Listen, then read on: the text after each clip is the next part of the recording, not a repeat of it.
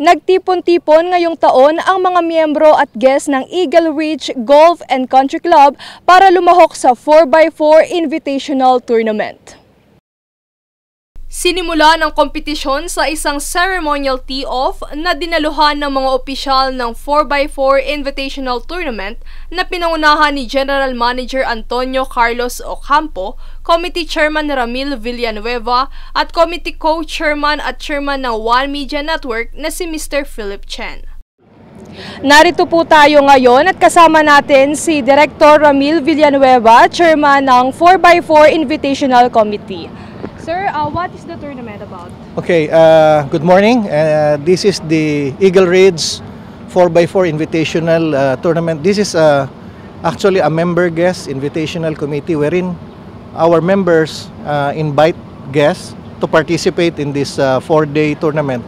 This is a very unique tournament in the Philippines because we do it with 4 golf courses.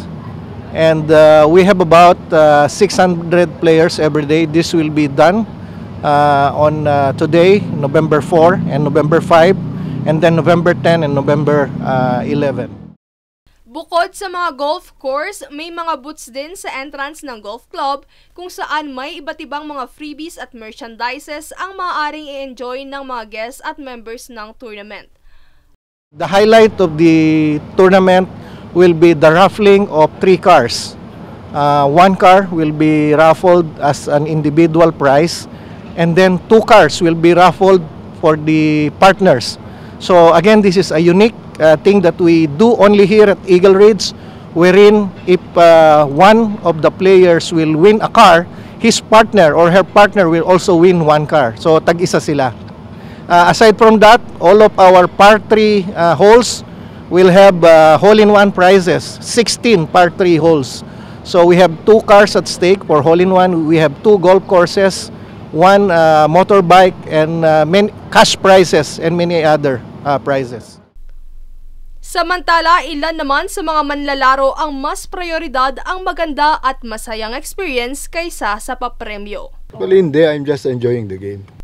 Habang ang ibang players naman ay naghahalo ang kaba at saya buhat ng kanilang competitiveness sa kanilang performances.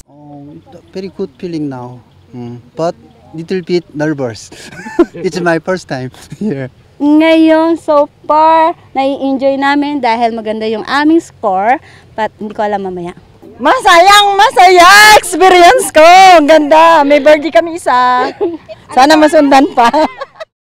Ang tournament na ito ay binubuo ng 4 na kalahok sa bawat round kung saan 4 na magkakaibang golf courses din ang kanilang kailangang lahukan.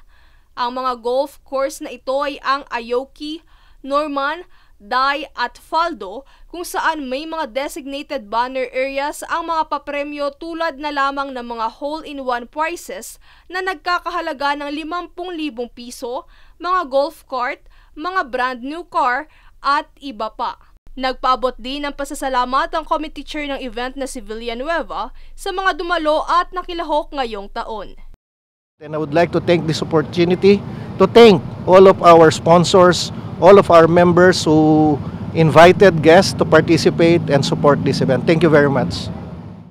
Ang 4 na araw na kompetisyon ay matatapos sa Sabado, 11 ng Nobyembre kung saan sa araw na ito rin igagawad ang mga parangal para sa mga mananalong kalahok ng tournament. Princess Castro, nag-uulat para sa One Media Network.